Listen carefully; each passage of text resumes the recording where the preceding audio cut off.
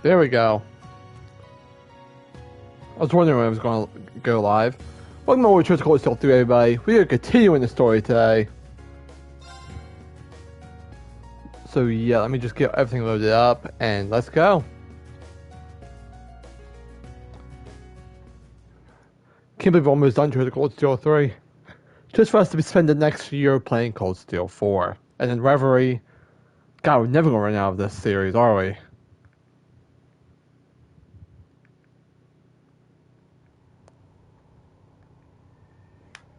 So I know Kuro might be coming, I want to say next year? Or the following year? It's going to be one of them when Kuro comes out.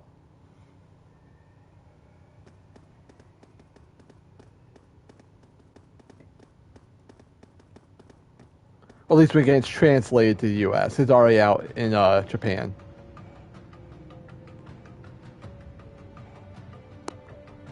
So that's the Gral of Erebos. The Gral Imperial Villa is completely gone. Yes, it's just like the Infernal Castle.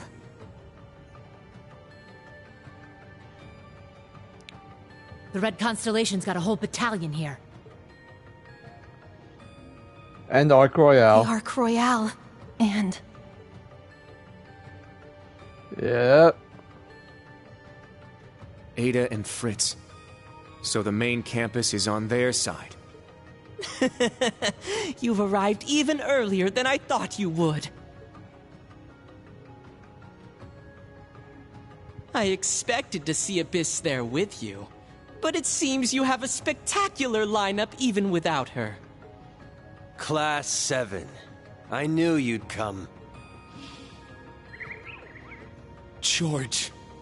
Why? One of the gnomes. And Ouroboros is full. Your struggle is pointless. This is all our Lord's will. Please don't think ill of us. Inea, really? The Stallritter. They've poured every resource at their disposal into guarding this place. Well, boss's orders. You know how it is. If you wish to get past us, you had better be prepared. I will do all I can to serve Miss Orlando. Sino, Leo. So the two biggest Jaeger Corps are working together. By His Highness's will. Instructor Reen, Class 7. We will stop you here. No, you won't. What's wrong with them? There's no way this is okay! Good or bad, they're still Erebonians. It's difficult for them to defy the Chancellor or the Crown Prince. Rose, Instructor Thomas, is there a way to get past that barrier? It will be extremely difficult, even with the help of your Divine Knight. But if I were to combine my spells with this twerp's partitions... We may be able to manage it. Grandmother! So you're going to open a path for us then? It seems that's our best bet. I will leave the rest to you, young ones. Emma, Celine, see to the teleportation spell. Yes, got it. Are they seriously gonna fight us? If this lineup didn't scare them off, they got some serious balls. They're coming. No way! They aren't just going to give up. Yeah, we got a train too.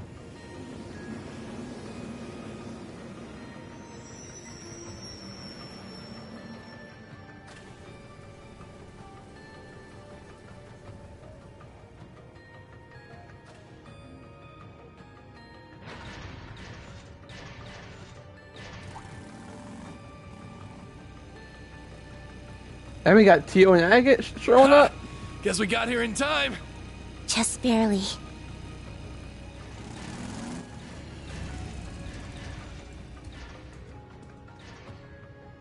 Teotot, you made it! Yes, I hitched a ride. Agate! Where's Shira and the others? We were in a pretty rough spot, but she chewed me out and sent me ahead. Asked me what the hell I'm good for if I'm not by your side at a time like this. Ooh. Agate and Tita. Not the time. Sitting in a tree. Oh god, Tio. Kissing. Shut the hell up! Well, now that we've gone and shattered all attention. Yeah, pretty much. All the players have taken the stage. Let us begin. God, I love this game. The two of us will take on the members of Ouroboros. What nonsense! No, the Second Dominion will be more than sufficient as an opponent. Not to mention the Crimson Witch. We should assume she's as strong as the Second Anguis, if not more so. Alrighty then, we'll take care of Heavy Blade. I am curious to see the power of the ZCF's latest armament. We shall engage the Young Master, the Daughter of the Foundation, and the RMP Major. Then I'll take...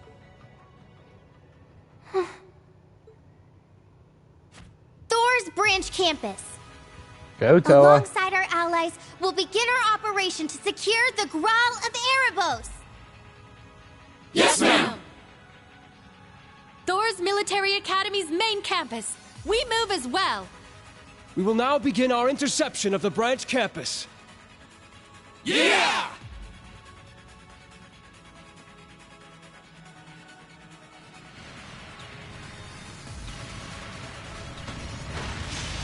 We got a whole battle going on. I still don't understand those tire weapons. I don't understand them.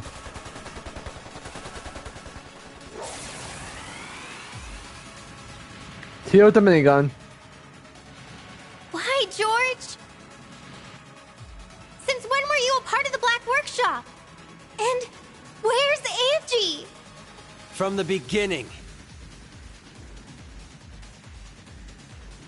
Capper Georg. Way before I was even the professor's apprentice. I was born into the gnomes. And Angie... she's dead. That's a lie! Left wing, hold back! You're overextending! I know Angie, Crow, and you better than anyone! You've got her locked up somewhere in your headquarters, don't you? There's no way someone like you, someone who helped Crow, would let Angie die! If you know me so well, then I'm sure you're expecting this, right?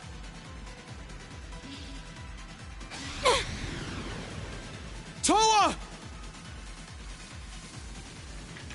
Not today! Remember our RPG to the fight.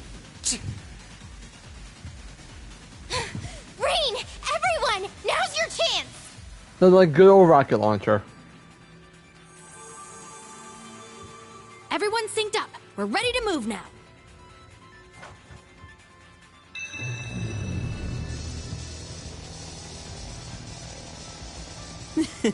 Why the rush? Prepare yourselves!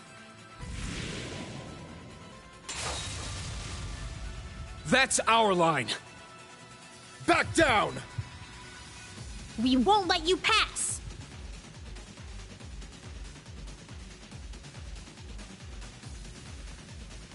Now! Go, children of Class 7! Wings, take us there!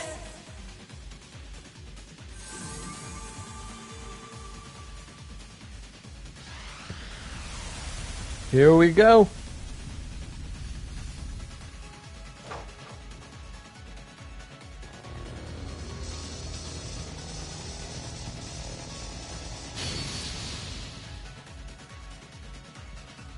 Now we leave the rest to them. I'm certain they'll find a way to stop this somehow. Uh-oh. You've really done it this time. We'll make you pay for that!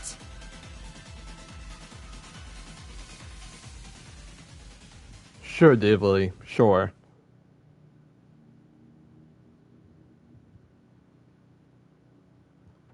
Now we load inside the Gral of Erebos now. But if you hear background noise, my family's working on a boat. I tried to make it as quiet as I could, but I couldn't stop it.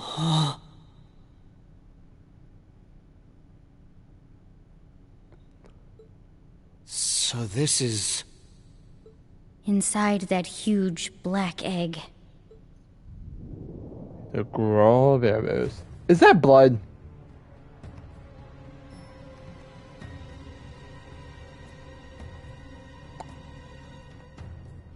We're just gonna say it's wine and move on. I've never felt power like this before. Yes. It's far beyond that of the Infernal Castle. Pretty big, too.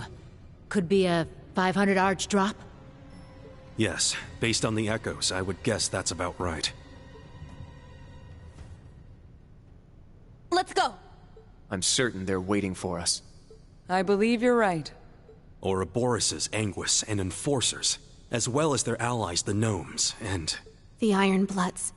Unfortunately. But we need to go anyway. Yeah, we can't stop no matter who's waiting for us. We must press on together, as Class 7! Yes, so we can live our lives in peace, and stop them from ending the world. Elisa! That's right! We won't allow them to succeed, no matter what. Looks like you're all revved up and raring to go. It's a shame we couldn't get everyone in here, but we'll just have to figure things out as we go. That's right. What awaits us here is our ultimate battle. But there's no need to be afraid. We've all trained for over 2 years, each of us honing our skills. Together, there's nothing the United Class 7 can't overcome. Yeah. We will halt the Great Twilight. We will rescue Altina. And on behalf of everyone out there who sent us off, we will all return alive, no matter what. Yeah! Let's go. Okay, organization. You swap out your attack members using the camp menu at any time. You need to switch characters into in and out of your reserves. Thanks to Diamond's analysis, Black Rose 1 has been updated.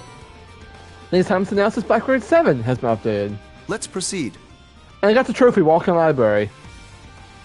I was waiting for that. Should we read the Black Records? Let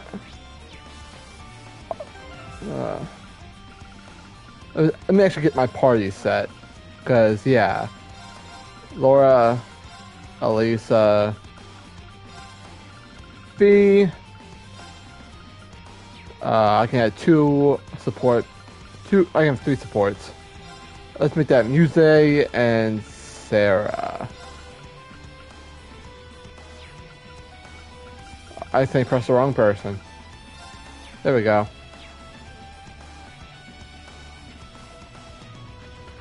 Yeah, so let's see. Black Records. Holy God, that's a lot of Black Records. The War of the Lion begins. Year 947. In the year 947, Emperor Valius V passed away. His death heralded the beginning of the largest scale civil war in Arabanian history.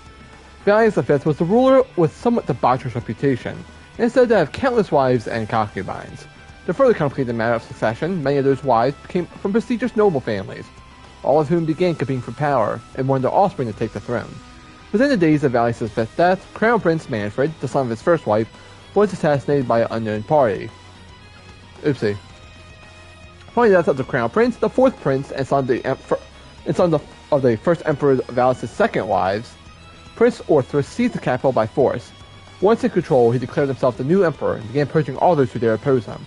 The coup self-succession and countless counterclaims, and 3 other princes also named themselves to be emperor. Backed by powerful noble families of their mothers, the competing princes ignited a bloody 5-year-long civil war. Thus the War of the Lions began. At first, the princes' armies were largely equal in terms of strength. It wasn't until Orthrus, who would later be known as the False Emperor, revived the being that had long been sealed under the sea, the balance of power shifted. Testarossa, legendary Vermilion Knight, now tainted by the blood of Zoro Agruga, saw the light of day once more. With its unmatched strength under his control, Orthrus decimated his greatest competition in one fell swoop. The 5th Prince, Gunnar, was defeated. It seemed inevitable that the armies of the other princes would share the same fate. But it was at this pivotal point that the war took yet another surprising and sudden turn. This unexpected development came from the form of another great knight, the Platinum Knight, the famed champion crowned by Prince Lucius, the 6th and youngest of the feuding brothers. With his power, he was able to defeat an army of the brilliant strategist and second prince, Albert. Victorious and backed by the knight's power, Prince Lucius was poised to challenge Orthrus. Prince Gunnar and Albert's armies, however, were not completely wiped out and decided to join forces one another in order to oppose the other princes. It was thus that the boy became one fought by three separate groups: Prince Orthros and the Vermilion Knight, Prince Lucius and the Platinum Knight, and Princes Gunnar and Albert, who had no knight but compensated with their sheer numbers. The alliance had been raging for 2 years now, and the chaos only worsened by day. Erebonia seemed to fade to fall into ruin and darkness, fitting perhaps for the nation takes its name from Erebos. What would be the next, be this one? A young man laid on a grassy plain, enjoying a nap in a peaceful setting. Before long, however, his rest was interrupted by the arrival of a second young man on horseback. Youth wore the trappings of a knight, and his expression was deathly serious. His armor bore many rents and scratches, and his left arm was bound by a bloody bandage. The first young man had not seen him in several years, but chivalry did not seem to be his purpose. "You were right after all," the second man said gravely. "At this rate, the Empire's days are numbered." At this, the first man rose from the grass, none other than the third prince of the Burning Empire, Prince Drykos. As a man with no claim to the throne due to his commoner mother and shunned by the other highborn princes, Drykos had long since left Erebonia behind, wandering from place to place and whiling away his days. 2 years prior, he had reached the land of Nord, where he remained ever since. Though left to his own devices since childhood, his nature was noble, and quickly accepted by the people of Nord and lived peacefully among them. But while he had his homeland, he had not truly abandoned it in his heart. During his wanderings, his mother had passed away, but while she lived, she had told him something that would remain with him for the rest of the days. "The blood flowing through you will not allow you to turn your back on the Empire's suffering." Prince Drykos had turned those words over his head again, and what could a palace vagrant like himself truly hope to do? Knight's arrival, however, signified two things: that the war continued to worsen, that Erebonia was on a certain path to ruination. His mother was probably correct. Hearing the knight's words, he decided that enough was enough. He ignored the pain of his countrymen no longer. That knight, incidentally, was called Roland. He was a childhood friend of Drykos and his confidant. He was also the man who Drykos had left in charge of things in his place before leaving the country. Prince Drykos set about preparing to depart. Before he could finish, he was met by several tall knights of Nord. With crochet spears in hand, they too close friends of Drykos, and they volunteered to accompany him and Roland, feeling the two men alone would not stand a chance. Next morning, the prince departed the village, a mere 17 men under his command. He bade farewell to the people of the settlement, and his elder wished them well. "May the winds and the gods be with you," he blessed them. "Fortune favor you all." What would be another one around that time? See, that was 949, so look at 947 and above, around the area. We have 942, Lance Maiden. Two shadows wavered in the corner of dark, underground room, lit by only a small bonfire. "I see. So you do feel an overwhelming presence, do you?" A young maiden stood before the fire. The faint breeze passing through the underground blew her hair, giving it the appearance of a flowing stream of gold, contrasting with the massive silver lamp she held in her arms. "Oh, are you telling me you wish to turn back before we even have begun? If you are, then so be it. It is far beyond the power of mankind." A young blonde-haired woman with red eyes, holding a dimly shining staff, answered in a acquainted tone. "Well, we know who that was. That's Rose." The maiden shook her head and urged the woman to open the door before her. It bore the crest of a cross, surrounded by spirals. The maiden's name was Leanne Sandlot, the daughter of the Count of Lohengrin Castle in the Graham. However, she was remembered by history as the Lance Maiden. Raised in the Graham, known for its masterful teachings of warfare, she displayed the skill of our battle, far surpassing her age. At the young age of 15, she was already a match for the Castle Knights. Said to have godlike mastery of the lance on horseback. It was long before she had completely surpassed the other knights in competitions, amassing a veritable mountain of laurels and awards. The country was amazed by this young girl's incredible talent. The tale of the maiden who was stronger than the knights, protecting her, spread, and people began to flock to her. Age 16, she began hearing a voice in her head. The voice was austere, yet magnanimous. And it told Leanne of the duty she had to fulfill, the destiny she had to accept. Naturally, Leanne was upset by this voice that only she could hear. However, it wasn't long before she met its owner, a mysterious woman who called herself a witch. The witch spoke of an entity sealed far below the castle and Leanne's duty to become its master. Its presence was overwhelming, and once claimed it would bring its ruler great power, yet also potential to cause great devastation. With much consideration, Leanne made a decision to undergo its trial. It was her way of trying to bring an end to the Empire's conflicts. In addition, as long as she held this power from now on, noble families would never be able to abuse it. The witch was surprised by Leanne's answer, but recognized her determination and spirit by offering to help her. Thus the door opened. and this maiden in which proceeded into the trial. 5 years later, the demise of the Emperor would lead to a beginning, the largest scale civil war in history had ever seen, the War of the Lions. No more for that time frame. Let's see, we got the Dark Dragon. 200 years after Heimdall was first founded, ruin rose on monstrous wings from the depths of the earth. Its name was Zorogruga, the Dark Dragon, a malevolent creature of terrible power. It spread a miasma throughout the capital that turned Heimdall into a city of the dead. But the horrors did not end there. The evil dragon desecrated the corpses of the fallen, taking control of their bodies and using them to attack those who remained alive, further increasing the legions of the dead. The emperor at the time, Astorius II, was forced to flee the city with what remained of his household and citizens. Together they retreated south and established a new capital in the land of St. Arc. For 100 years, the bane of the Heimdall went unchallenged until Hector I, the 7th emperor of Erebonium, resolved to recapture the city. Time had proved an ally to the beast, however, and the dragon's influence had spread over the surrounding area like a plague. Undaunted, Hector I led an army of brave knights into the necropolis in an attempt to free it. But though their hearts were steadfast, their arrival was met by legions of powerful fiends. The efforts seemed to be doomed to end in failure. It was then that Hector I had a fateful encounter with none other than the great Vermilion Knight, Testarossa. The knight recognized Hector as its master and bolstered its immense power and countless weapons. The Emperor moved once again to the sea to the decisive encounter with the Dark Dragon. Battle shook the sea to its core, and in the end, the Vermilion Knight was victorious. The scourge of Heimdall the Dark Dragon was defeated. However, the price of victory was steep. The corrupted blood that flowed from the dragon claimed Hector's life, and defiled even the knight itself, placing a curse upon it. The noble Testarossa became the Crimson Calamity, a demon with 1,000 weapons that only reacts to the blood of the Arnor family. A destructive force on par with that of the Dark Dragon, that should control of it ever be lost, would threaten the world of all who live in it. It was still deep underground, never intended to see the light of day. Meanwhile, a new city rose from the ashes of the old. People once again began to gather in Heimdall. And as in the Vermilion capital that endures to this day was built. Let's go to the God of creation before the Septian calendar. In the beginning, there were two great gods. One boasted unrivaled courage, the other unparalleled fortitude. They descended from the heavens with their kin. It was upon the dark land before they first met, Calamity. Their opposing natures incompatible. The two were drawn irresistibly into battle. Thus began a struggle that shook heaven and earth. The gods and the spirits' laments were all for naught. As the land quaked, the sky is torn asunder, and the gods' kin could only tremble in fear. After what seemed like an eternity, their clash came to an end. It was the end of mutual defeat. Their powers, the empty shells of two celestial titans, were flung into the first reaches of the dark land. While they remained in the wake were terrible, their kin and their great power. Let's go. The war comes to an end. Prince Draco's opponents were the armies of the 4th Prince Arthurs and his Vermilion Knight, 6th Prince Lucius and the Platinum Knight, the combined forces of the remaining princes, Gunnar and Albert, who had a legion of magical golems under their control. Yet it was he, the illegitimate son of a commoner and late comer to the war, who emerged triumphant. His victory did not come without losses, however. During his return to Erebonium, Roland fell in battle. Not like that, however, he met a woman who changed his destiny forever. The woman was none other than the daughter of the Count, Sandlot, who hailed in the lakeside town of Gral.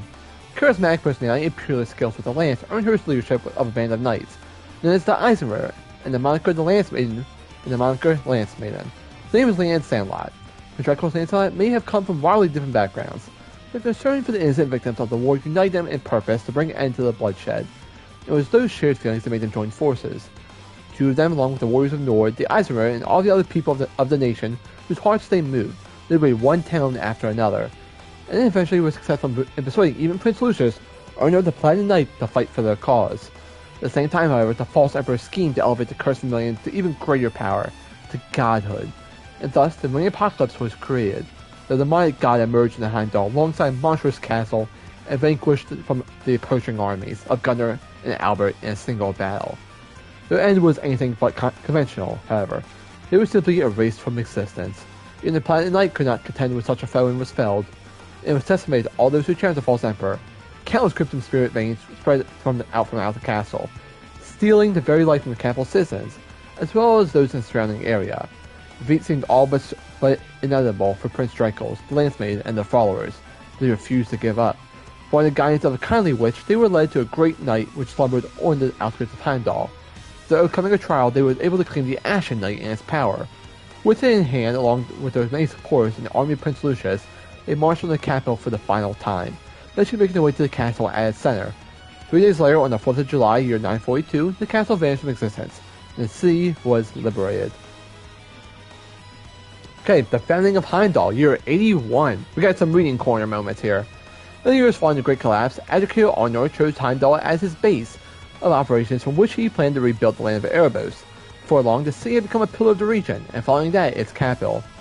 The citizens, however, continued to suffer from the harsh post-collapse world. They wished for a strong and caring leader to see them through the harsh times. It was in Arnor that their wish was granted. After being recognized as educated by both holy beasts, it was a clear choice. He was crowned emperor and became the first of many rulers in the Arnor bloodline. Upon his coronation, members of the Septine Church were dispatched from Alteria to endorse the new ruler. People of Zemuria had lost objects of their worship in the Great Collapse. However, the church provided them a new way of connecting with Aetius, faith. In addition, by recognizing the legitimacy of rulers across the continent, they strengthened the foundations of its recovering civilizations. In year 81 of Septine calendar, the third emperor, Scion Arnor, had a great cathedral built in Heimdall. The cathedral was to be bastion of faith and would serve as the site to crown future emperors, but it also held a far more significant role. Unbeknownst to the public, an artificial primal ground was created below the cathedral. A replica of the one existed below Alteria. With the church's increased presence and the desperate times following the Great Collapse came to an end. People had lost their civilization, but now had faced a sustained them in a search for light in the Dark Ages. However, 200 years later, the darkness that gripped Airburner would pull them down to the depths of ruin. When the holy beast suddenly disappeared along the primal ground below the cathedral, the same day the Dark Dragon's miasma laid waste to Heimdall.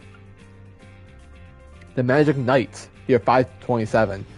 150 years after the recapture of the capital by Emperor Hector, powerful families rose across the empire as the nation began to establish itself once more. Its various regions gradually condensed into handful of provinces. The families in power were recognized by the emperor and became overseers of their respective provinces, the nobility. Before long, however, they began to quarreling over territory, sparking a great many skirmishes between them in the process. During this time, great knights akin to Emperor Hector's Midnight Knight appeared across the land, and were thrust into the center of these conflicts. The Azure, Platinum, Ashen, Argent, and Auric Knights were seized by various noble families, granting them overwhelming power and the ability to decide the outcome battles.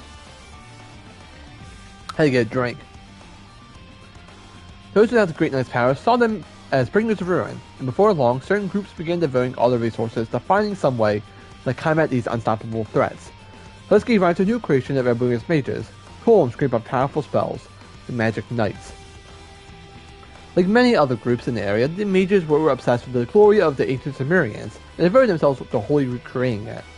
Their obsession was funded by an influx of Mira that came from lesser noble families, and assistance from a certain faction. Under their supervision, the slew of Magic Knights was created, all for the sake of combating the unstoppable power of the Great Knights. However, the Magic Knights were not without flaws. Perhaps their greatest failing is that they were unable to operate since they could draw power from active spirit veins. They became a successful countermeasure against the Great Knights, nonetheless. The spirit veins were always disrupted wherever a Great Knight made an appearance. In year 527, the first golem that could be considered a prototype of the Magic Knights was created in the workshop of a mage serving a formerly powerful but long-forgotten noble family to the north. At the height of 5 orgies, headless golems, known as the Olgadia, came a remnant of the mage's trial and error in developing the models of the Magic Knights. Read that. The Lionheart Emperor, year 994. Forgive me, you may leave now. Yes, sir, please call me if anything happens. Head brother, now in his later years, bowed before leaving. The other man sighed deeply as he lied down on the bed. He was elderly and sick, his well-trained body was sturdy as a fortress, and very few would ever doubt the condition of his health. However, he was clearly aging, weakening, and felt his end looming over the horizon. The Lion Emperor, otherwise known as Strykos Raisei Arnor. He was the 73rd Emperor and nearing the age of 70. After ending the 5-year-long civil war known as the War of the Lions, Strykos had been working tirelessly for 40 years. Although he was enthroned to the year the war ended, he had lost his Nordic friends, and parted with the which he and his ancestors worked hard to restore the Empire. I have no regrets. No need to worry about the children either. The Empress had urged him to give up the thoughts of the past. She was the daughter of a marquis who was assassinated during the Civil War. Although she was much younger than he, they fell deeply in love, and she bore him 2 sons and 2 daughters. Although she passed several years earlier, their children remained healthy and would shoulder the burden of the reconstructed Empire's future. The next generation is being raised as well. First half of the war, his best friend Roland Vander gave his life to protect him. Now Arno raised his son. The son is already in his 40s now, and he's flourished as a martial arts master while serving as a military officer. Then there was Thor's military academy. He established the academy 20 years prior, as a place for the best and the brightest, accepting students from various backgrounds. He'd be surprised. He smiled, thinking of his good friend that had fallen into a deep slumber at the end of the Civil War. The academy had been constructed at the place they first met, where his friend now rested once more. These long years weren't for nothing then. As long as I can endure that thing until 8 years comes for me, that is. He cast his gaze in the corner of the room. There away the nameless darkness. Today it came again to speak to him, begging pathetically, threatening with intimidation, subtly tempting. He knew what it was, ever since that day 4 years ago when he took the throne. Suppose I should be happy my children and their descendants will suffer the same curse. If he were not a man with the heart of a lion, he would surely have been broken by this daily torment long ago. On this day, however, he had a second visitor, Dreykels. An incredibly harmonious voice called out his name, bringing him with a wave of nostalgia, with a woman with hair flowing gold standing at his side. The Salt Pail. Right, this is more recent. On July 1st, 1178, at 5:45 a.m., a great catastrophe struck Northumbria, then the Principality in northern Zemuria. Giant white pillars suddenly appeared in the outskirts of its capital, Haliask. The pill was composed of not snow nor ice, but salt. As such, it was named the Salt Pail. A storm of salt sprang outward from it, solidifying everything it touched. Certainly lasting a few days, its effects were felt for months afterwards. The citizens fled seeking refuge. In the immediate aftermath of the catastrophe, the number of victims equaled about 1/8 of the country's population. The number rose to nearly a third of its population, and the inclusion of the victims in the days that followed. After the incident, the Septine Church led the evacuation procedures, provided aid, and employed hundreds of from the Racers Guild to help. In a short time, relief forces from Erebonia, Hemiferia, Jurai, Liberl, and the Republic of Calvard had settled in Northumbria. Meanwhile, the country's leader, Prince Balmund, who had been fled to a neighboring country at the start of the catastrophe, had returned to rebuild its government. He was met with violence from the unraised citizens from leaving them behind in their hour of need. In the end, he was forced to be removed from power. Northumbria became a democracy. Remnants of its forces reformed as Northern Jaegers. Erebonia and the neighbors to the south had contradictory views on the new autonomous state. On one hand, they refused to recognize the legitimacy of the new democratic government. On the other, it eagerly welcomed Northern Jaegers. Northumbria's extremely poverty and focus on bringing in the foreign currency meant that the former soldiers were easily manipulated by the promise of imperial coin. The Jaeger corps went around for the empire, hiring themselves out to the nobility and newly developing businesses, who were fighting over septium and natural resources. They turned out to be the perfect pawns for Erebonia to use as its proxy wars and internal struggles. Despite this, the massive amounts of mirror that flows from the Empire helped save Northumbria from its dire straits. 27 years after the catastrophe of the Salt Pail, the Empire annexed Northumbria as reparations for the Northern Jaegers' actions in the Erebonian Civil War. As before, Erebonia's vast resources ended up lifting the former independent state out of its chronic poverty. Gotta get a drink again, my voice is killing me.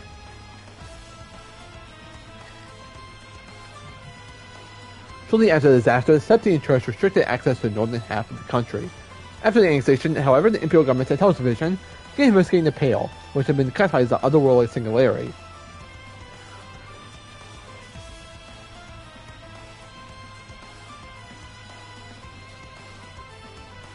Sorry, I had to cough.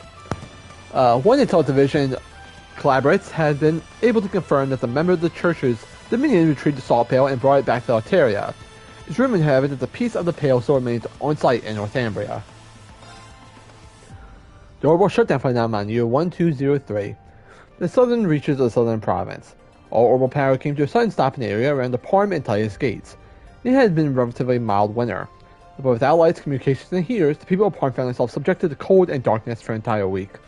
Southern's provincial army was called in to provide aid. After a short investigation, the source of the outrage was determined to be a sea-seized airship that appeared over Valeria, Lake Glenborough, the neighboring kingdom to the south. The floating structure had a height of 5,000 and a length of 3,000 arch. The ancient marine structure drew nearly all orbital energy from the entirety of the borough into itself. Thus, the southern reaches of the Erebonia were affected as well. 3 days after the incident began, the Imperial Army's 3rd Armored Division moved in surprising speed to direct their fortress to Parm, then onto Tius Gate, giving support to those affected along the way. Though the Army's orbital tanks ceased to function near the Erebonian southern border, they had a large number of steam-powered tanks available. Using the combustion-driven models allowed them to get around without relying on orbital energy. Even the cannons themselves were using gunpowder and ammunition. That wasn't ideal enough to allow them to respond to the situation. The leader of the 3rd Armored Division was Lieutenant General Zykes Vander, a member of the family tasked with guarding the Imperial family, and moderate in an army led mostly by Warhawks. Who conflicted as he led the division south into Liberian territory. Government stated his reasons for current orders to protect the citizens during the power outage, as if liberal during the current crisis. Strange part was that the steam power tanks, which were vastly inferior to orbital power models, had been commissioned by the Imperial government and brought to the army only a month before the incident. Though the 3rd Armored Division was the first to make it to the border, some of other divisions were on their way. In the end, the military intervention was stopped to prevent all of its airborne Imperial family, Major General Cassie's right of the Liberian army. Rival liberals' functioning airship, the RSA, as proof they could handle the situation. Without bringing assistance, they were given time they needed to restore power to the region. As the orbital energy returned to the southern reaches of the Empire, so did bolted peace between the two nations. Just during the individual, however, it was clear that the faceless, the Ingress of the Ouroboros, was responsible for engineering the incident, having connections to the Airborne Intelligence Division. Small autonomous weapons of the faceless utilized during this time period were commonly known as combat shells. And the last one, the Twilight Begins, year 1206, which is, I believe, this year in the game. Between flame and earth, the waving darkness begins to spin the tale of the end. First, the conflict of the great gods of the second pillar. The second, the fusion of earth and flame, the completion of 7 vessels. Third, the beginning of the 1,000-year sea, the acceptance of the Gral. Fourth, the disappearance of the Holy Beast, and the catastrophe of the Whispering Dragons. Fifth, the recapture of the capital and the Vermilion Curse. Sixth, the Lion's War, and the sacrifice of the Holy Maiden. Seventh, the appearance of the giant pillar in the north, and the unwanted child. Eighth, the sacrifice of the village in a 100 Days campaign. Ninth, the great blue tree to the east, and appearance of the cursed castle. Thus, the 1,000-year-old wish was fulfilled. With its sacrifice made the ancient blood flows, the path of the Gral of Erebus shall open. When the tainted Holy Beast is pierced by the blade of the world's end, his blood fills the Gral, and the great twilight shall fall upon the land. That is the Black Record to end, everybody. So yeah, let's get actually moving.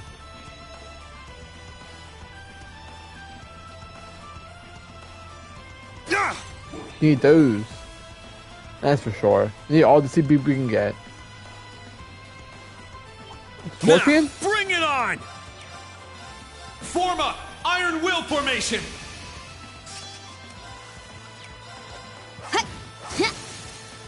Now! An opening! It's my turn! Okay, Gale. Second form, Gale! It's down! It's mine! I'll handle this. Yeah. Azure Cleaver! Now! Let's go with this. It's mine! That one's dead. Got it. Exterminating! It's down! Come on, Laura. An opening! This feat will kill this one. Let's go.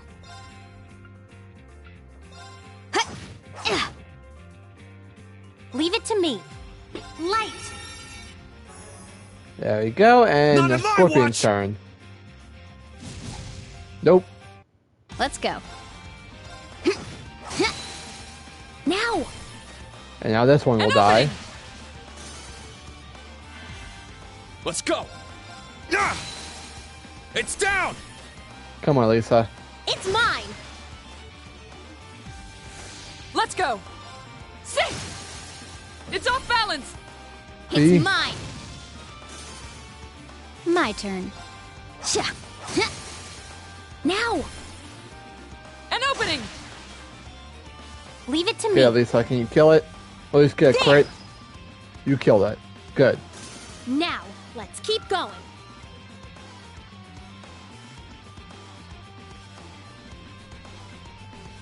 Keep running.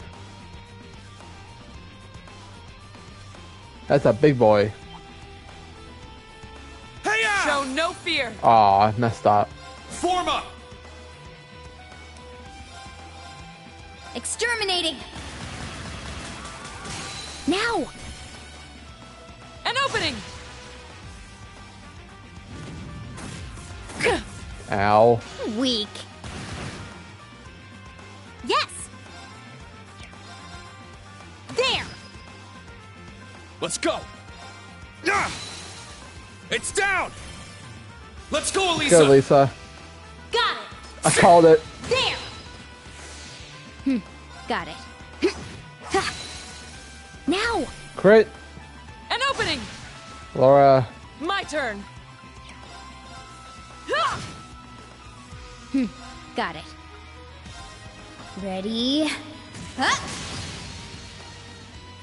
Light him up, Fee. You're done. My turn. Burn, valiant hearts! Yes! Yeah!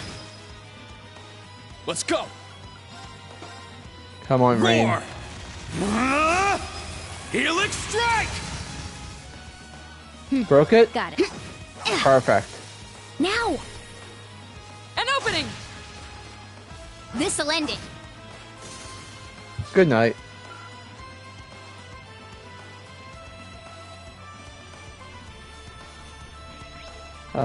Yeah. Cause there's chest up here. Turbo bomb. I'll take that.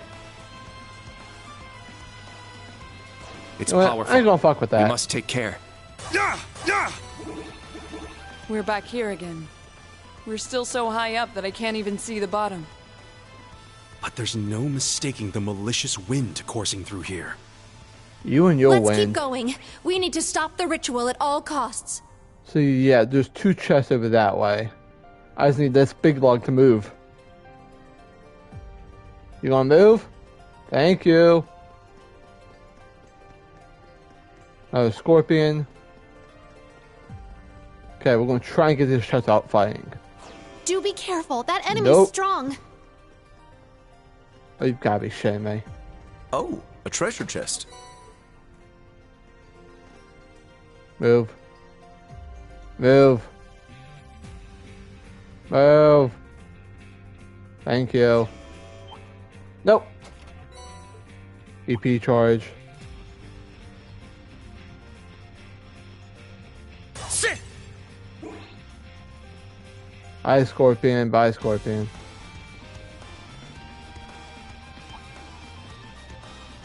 Yeah! Nope. Okay. Next section.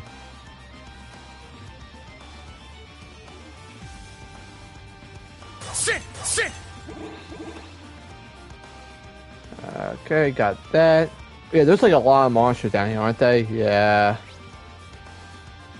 There's a chest all the way down. But there's like a lot of monsters in a small area.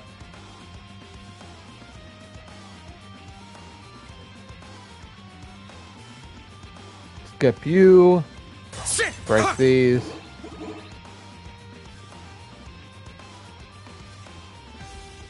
Ah, treasure chest. Thank you. You gotta head that way.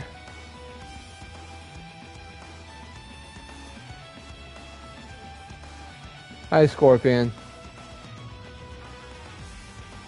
Why the 3 of you? Oh, it looks strong. Watch out. It looks pretty tough. Let's watch out. Celestial Bomb.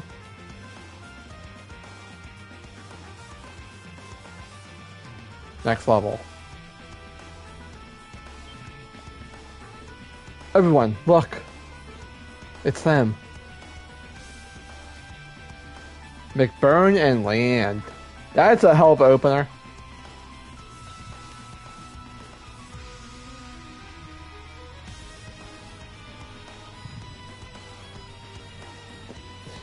You would think this would be a main event fight. The Almighty Conflagration and the Steel Maiden. So that's her. Seems they sent their strongest pawns to the field first. They're coming out the gate swing. They're coming out swinging straight out of the gate. What should we do? I can't imagine we'll be able to avoid them. Interesting. Perhaps this is fate. No matter how daunting the challenge before us, we have no reason to stop here. I shall challenge her as a descendant of the Arcade bloodline, as one of Thor's Horned Lions. Huh? Now is the time for me to fill my duty as one of the Dominion. With the Wind, the Goddess, and Class 7, I will demonstrate the power that has been passed down to me. Leave the blazing demon's black flames to me. I'll suppress them. The experience handguns and crossbows should come in handy here. Laura, Emma, and you too, Gaius. Alright, lend us your strength. We shall counteract them and fight with all our power.